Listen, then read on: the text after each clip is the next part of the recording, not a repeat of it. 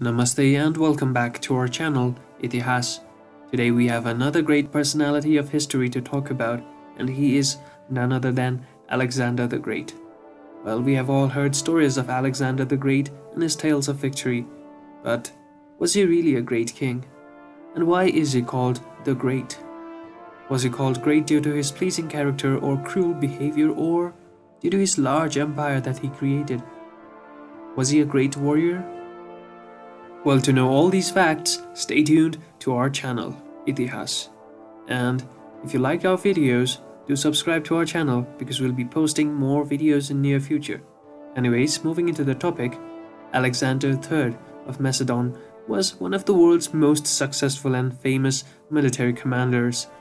Inheriting the crown of Macedon, aged 20 in 336 BC, he proceeded on a decade-long campaign of conquest, defeating the Achaemenid Empire and overthrowing its king Darius III before pushing even further east to Punjab in India.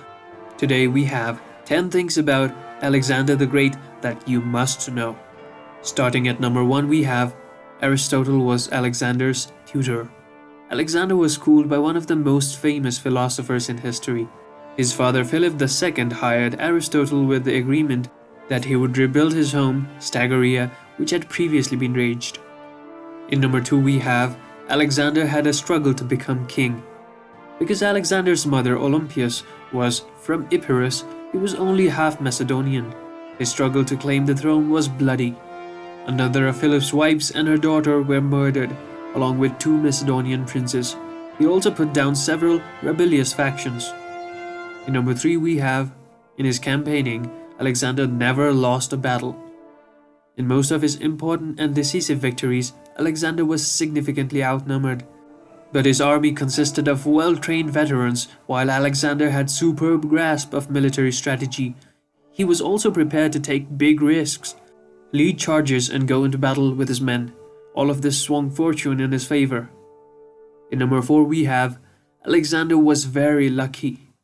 Because Alexander led his army from the front, he diced with death many times during his military campaigns.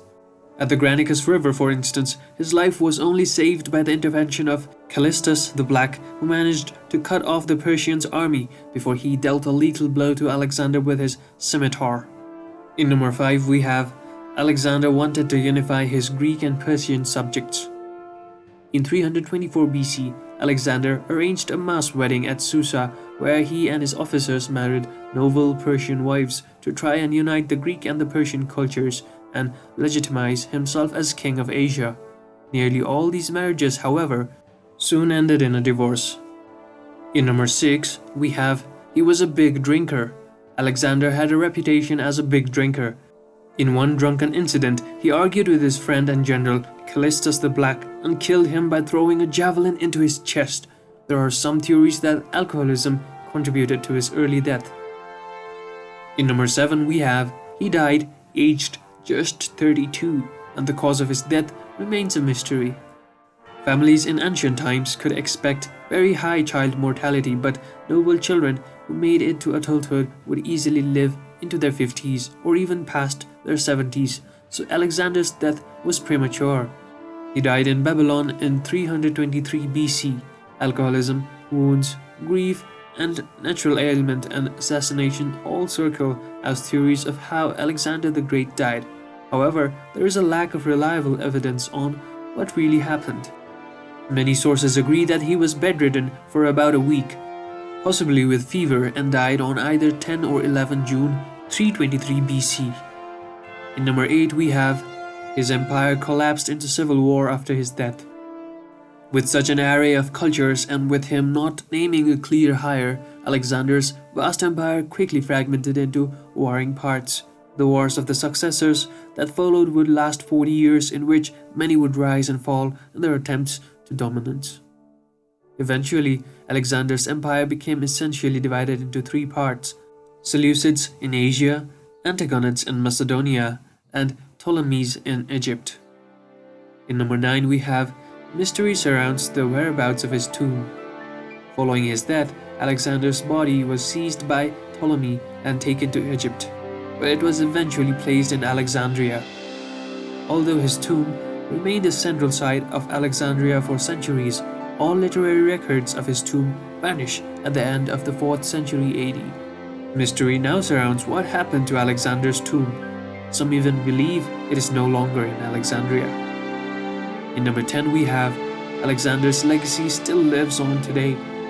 Alexander the Great was one of the most influential people in history. His military tactics are still being studied, while he brought Greek cultures as far as east as modern-day Afghanistan and Pakistan. He founded more than 20 cities bearing his name. The Egyptian city of Alexandria, which is a key Mediterranean port in antiquity and now a metropolis of over 5 million people, was founded by Alexander the Great. Well, that is all for Alexander the Great, and hope you guys liked this video. Do stay tuned for more such videos on our channel.